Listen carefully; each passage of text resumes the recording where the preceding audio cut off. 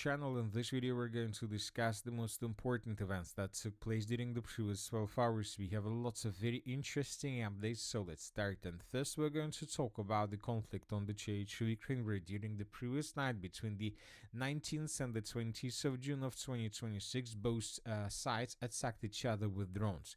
The Minister of Defense of Ukraine this morning stated that the Russians used 99 drones to attack the territory of Ukraine.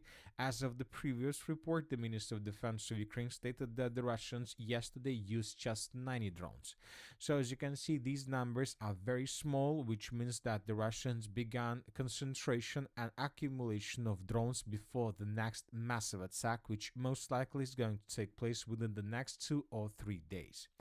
Another important thing is that despite the fact that the Russians began using less and less drones during the overnight attack, we see that the Russians sometimes with these small attacks show better results when using hundreds of drones, and this is a very important detail.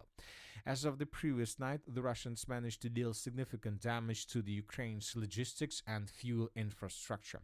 And first, let's talk about the southwestern parts of the Odessa region. During the previous night, the Russians attacked the settlement of Sarata, more precisely the Sarata gas station, so this one. As a result of attack, according to media, a fuel truck was destroyed, and here we can see the consequences of attack. The fuel truck was destroyed, and most likely this gas station would be also damaged. So this gas station was destroyed, and telling the truth, this is not the first gas station that was destroyed by the Russians through the southwestern parts of the Odessa region. If you remember, just yesterday we discussed another Russian attack in the area of the settlement of Monashi.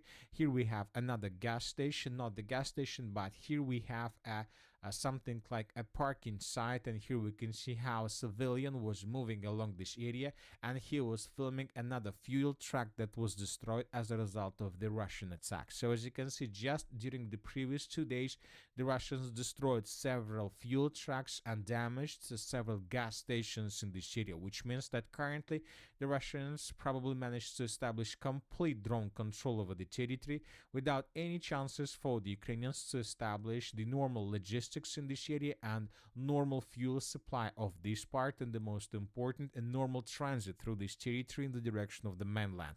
The Russians will continue this process most likely, and this situation can affect significantly the situation along the line of combat contact. Now let's talk about the Dnipro and Zaporozhye regions. During the previous night, additional strikes and explosions were recorded as well. The Russians continue attacking the settlement of Nikopol, and as a result of attack, as you can see, another gas station was destroyed. I would like to remind you that the Ukrainians used the settlement of Nikopol to attack the Zaporozhye nuclear power plant, and these days we've received lots of updates on this matter. Now we see that the Russians are trying to reduce the capabilities of the armed forces Ukraine through the territory. And if we increase the number of updates since the beginning of the 14th of June of 2026, we would see that the Russians destroyed and attacked a lots of vehicles and a lots of objects of fuel infrastructure between the cities of Nikopol and Dnipro. Just yesterday we discussed the Nikopol-Dnipro road R73, and we see that a lot of vehicles, a lot of military vehicles, especially fuel trucks, were destroyed by Russians as a result of drone attack. So as you can see, the situation is becoming very difficult for the armed forces Ukraine, especially on the matter of bringing fuel to the line of combat contact. Now let's discuss the situation with the city of Zaporozhye. During the previous night, the sources reported that the Russians attacked a Novopochta cargo facility. So we have pictures. As you can see, another logistic hub was completely destroyed and basically reduced to ruins. This is a primary target for Russians, and this cargo facility of Novopochta is not the only facility of Novopochta that was destroyed during the previous 12 hours. Another one was destroyed on the territory of the city of Kharkiv, and we will come here in a minute. As for the city of Dnipro, here we have the same situation. The Russians, between the 17th and the 19th of June of 2026, attacked this facility, and we have this picture with a very big hole on the roof of this terminal. The Russians were attacking this terminal using Iskander missile. Most likely this terminal was destroyed. Another important thing is that the Russians in the same area attacked and destroyed another gas station. Not the gas station, but An attack was made on the gas processing plant using the Gran 2 drone. So this processing plant was destroyed by Russians. Another object of energy infrastructure, as you can see, was destroyed. Now we're moving to the northern directions, and here we have the most important probably updates. And the first, we're going to talk about the city of Kharkiv, because the Russians have finished the Kharkiv logistic hub in the most northwestern part. This video was published today by pro-Russian sources, and according to information we have, a Russian Su-34 destroyed the Ukrainian drone storage facility and components for their production on the outskirts of the city of Kharkiv. So this video was published today by pro-Russian sources. Here we can see Russian drones flying over this territory and filming the consequences of attacks. So this biggest facility was destroyed, and the Russians are saying that the Ukrainians were using this facility to produce drones that later the Ukrainians were using to attack deep inside of the territory of Russia. In the area of the settlement of Bogodukhov, another gas station, as you can see, was destroyed. So probably we have already calculated and counted dozens of gas stations that were destroyed through the line of combat contact, and obviously sooner or later this will make a critical effect to the combat capabilities of the armed forces of Ukraine along the line of combat contact. And at some point, at some very moment, the Ukrainians basically would be completely out of fuel, with no chances to be flexible and mobile, and to redeploy troops from one side of Ukraine to another. Another facility was destroyed on the territory of the city of Trastinets. As for this territory, the Russians destroyed this plant that Ukrainians, according to pro-Russian sources, were using for military purposes.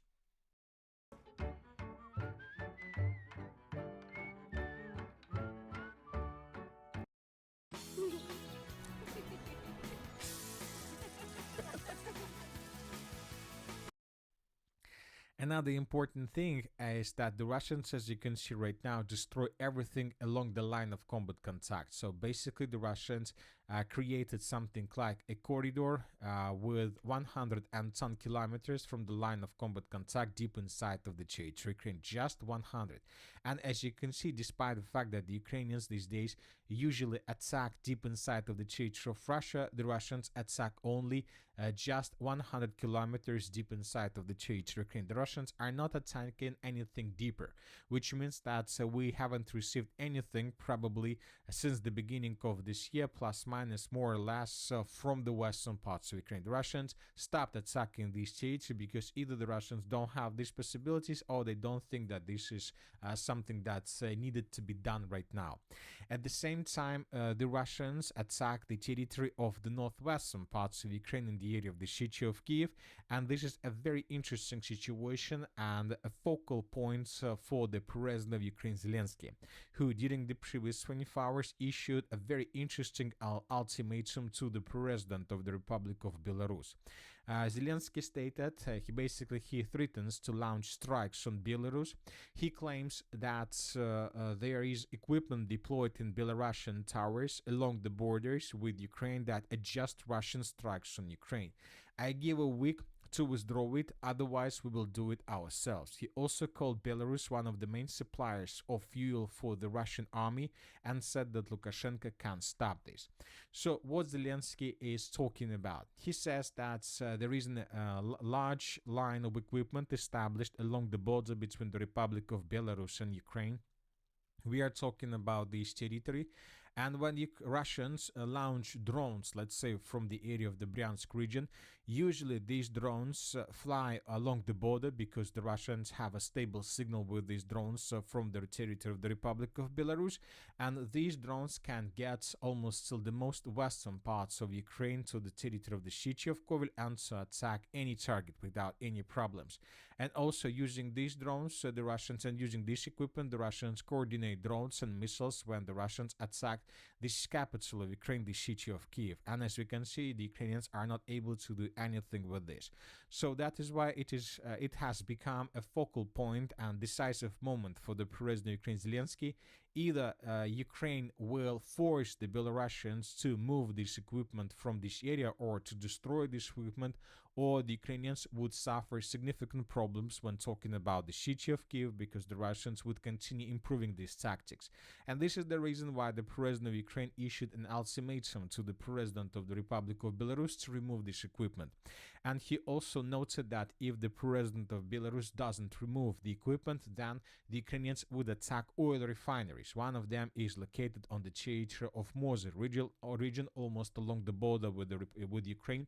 This is the Mozyr oil refinery, and obviously the Ukrainians will have no problems to attack this refinery with missiles. And another refinery is located in the most northern parts of Belarus, in the Polotsk region. As for this refinery, of course, it would be not so easy for the Ukrainians to get, but most likely they would be able to do this. So this is the situation.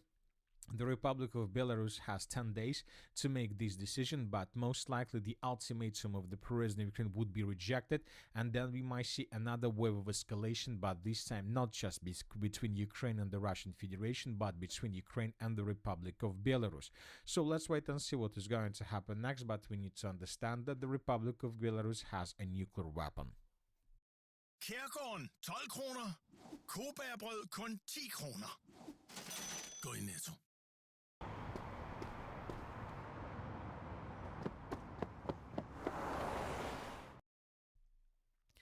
Now let's discuss the situation about the Ukrainian attack. During the previous night, the Ukrainians also attacked the territory of Russia using hundreds of drones.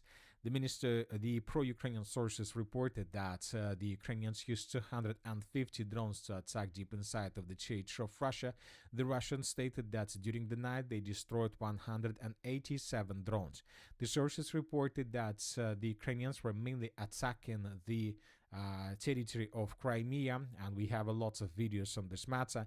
In this video we can see the overnight battle between the Ukrainian drones and the Russian air defense forces. As of the morning of the 20th of June of 2026, we haven't received anything on the matter whether the Ukrainians managed to hit something or not. During the previous night also the Ukrainians published lots of videos of how they were attacking different objects on the territory of Crimea. As of now it's very difficult to say whether these objects were attacked by the Ukrainians during the previous night's attack, or these pictures are archived pictures. So anyway, we have some facilities that were damaged by the Ukrainians through the southern regions. In this video we can see a vehicle belonged to the armed forces of the Russian Federation that was attacked by a drone in the area of the settlement of Skadovsk. During the previous days the Ukrainians damaged and destroyed several gas stations in this area. Furthermore, the Ukrainians were attacking the territory in the southern parts of Donetsk region, Zaporozhye, Crimea, Kherson regions, hunting and trying to destroy fuel trucks and objects of energy infrastructure and objects of air defense forces. Anyway, as for the overnight attack, we see that probably this attack was repelled by the Russians more or less. Now let's move further and let's discuss the situation along the line of combat contact. And first we're going to talk about the Slaviansk-Konstantinovka direction. Additional changes on the ground were recorded. This is the end of the 19th of June. This is the beginning of the 20th of June. The Russians improved their positions around the settlements of Markovo, Maiskaya, Chasov Yar, and the Russians continue offensive operation further. After the end of the battle for the 90% of the city of Konstantinovka, the Russians are tasked to maintain the line, to shorten the distances, and to cut this pocket with villages like Chervone, Podolsk, and Stinky. In coming days, we might see additional offensives from the Russian side in this direction with the purpose to force the Ukrainians to fall back. When the Russians maintain the line, they will continue offensive operation further. As for the city of Konstantinovka, we received small changes through the Chervony micro district. Additional buildings and streets were captured. In coming day, we are waiting for additional updates from the Minister of Defense. As for the eastern Kramatorsk direction, the Russians yesterday reported that the settlement of Yurkovka was captured by Russians. Today we received additional report on this matter. Several pro-Russian sources clarified the situation along MO3 road, the direct way towards the city of Slaviansk in the northwestern direction. As for the city of Lyman, during this morning, pro-Russian sources published additional videos about the situation in this area, and here we can see more episodes how Russian troops were moving through different parts of the settlement. Two more places were recorded with the Russian troops, one of them in the central part and the second one in the area of this lake. The Russians continue advancing. The battle for the city of Lyman is coming to its end as well. And that's it for the short